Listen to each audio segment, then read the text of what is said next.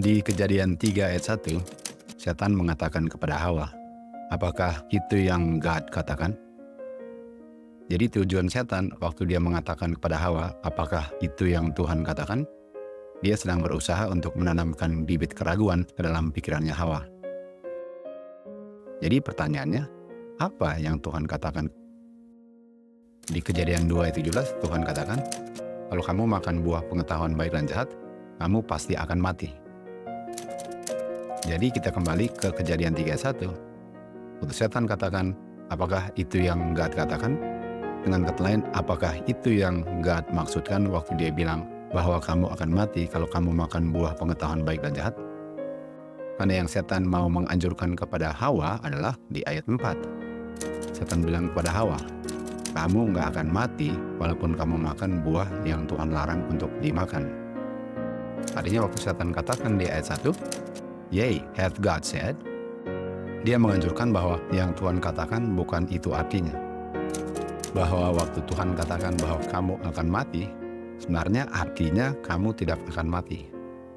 Kita bisa melihat siasat setan waktu menggoda Hawa, dia gunakan siasat yang sama kepada Tuhan Yesus di padang belantara pencobaan. Setelah Bapa mengatakan mengenai anaknya di Matius 3 ayat 17, inilah anakku yang kukasihi, setan katakan kepada Tuhan Yesus, apakah kamu memang anaknya God? Dengan kata lain, setan menganjurkan bahwa yang Tuhan Yesus dengar artinya bukan inilah anakku yang kukasihi. Itu sebabnya dia mau menanamkan bibit keraguan di dalam pikirannya Tuhan Yesus, bahwa Tuhan Yesus sebenarnya bukan anaknya God. Dan Tuhan Yesus harus melakukan sesuatu yang bertentangan dengan kehendak Bapa kalau dia mau buktikan bahwa dia adalah anaknya God. Artinya patokan bahwa Tuhan Yesus adalah anaknya God bukan apa yang Bapa ucapkan mengenai anaknya, tetapi untuk melakukan sesuatu yang bertentangan dari apa yang Bapa kehendaki untuk membuktikan kepada setan bahwa Tuhan Yesus sesungguhnya adalah anaknya God. Metode setan untuk mengartikan arti yang berbeda dari apa yang kita baca di Alkitab, kita bisa lihat juga di 1 Korintus 8 ayat 6. Di sini Rasul Paulus mengatakan, ada satu God, yaitu Bapa.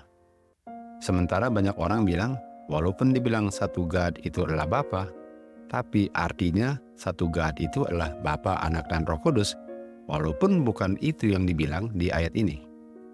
Jadi walaupun Bapa bilang, engkau adalah anakku, bukan itu artinya. Engkau bukan anakku. Walaupun yang keluar dari mulut Bapa adalah, engkau adalah anakku. Sebagaimana waktu Tuhan bilang, kalau kamu makan buah ini, kamu akan mati. Setan bilang, artinya itu kamu nggak akan mati.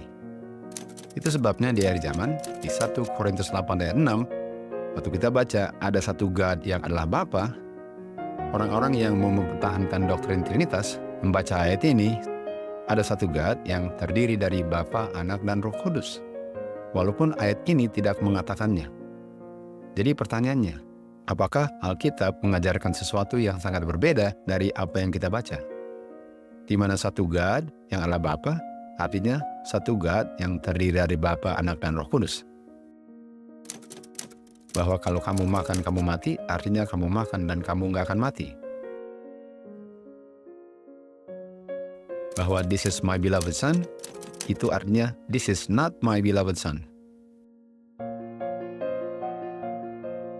Jadi pilihannya terdiri dari kita. Kita punya kejujuran atau sengaja untuk tidak mau jujur itu menunjukkan roh apa yang saya miliki kalau saya tidak jujur. Hanya orang yang jujur yang akan diselamatkan. Orang yang tidak jujur adalah orang yang tidak akan diselamatkan. Semoga kita jujur waktu kita membaca firman Tuhan, sehingga waktu kita baca ayat yang tidak cocok dengan saya punya pendapat, kalau saya jujur, saya akan merubah pendapat saya untuk menyesuaikan dengan kebenaran firman Tuhan. Saya tidak akan memaksakan ayat itu untuk mengartikan artinya sesuai dengan apa yang saya inginkan, walaupun dengan jelas bukan itu yang diajarkan Alkitab. Marilah kita menyelidiki firman Tuhan dengan catatan kita ingin untuk tahu apa yang benar dan mentaatinya dalam kehidupan kita. Sebelum firman itu suatu kali kelak tidak akan dimengerti lagi. To God be the glory.